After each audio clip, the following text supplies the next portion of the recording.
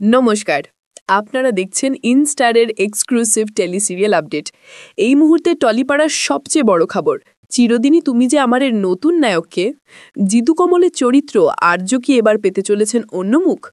ধারাবাহিকের গল্পে আর্য এখন হাসপাতাল থেকে ছাড়া পেয়ে কোন অভিনেতা ফিরবেন।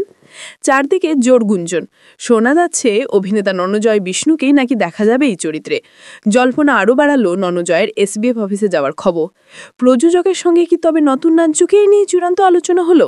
উত্তর এখনো মেলেনি। তবে ইন্ডাস্ট্রির খবর, জিতু কমল নাকি তার অনাপত্তিপত্র বা এনওসি জমা দিয়েছেন। অন্যদিকে দর্শক সমাজ রণজয় বিষ্ণুকে আর্যের লুকে কল্পনা করে ফেলেছে। আসল সত্যিটা কি? সাসপেন্স এখন তুঙ্গে।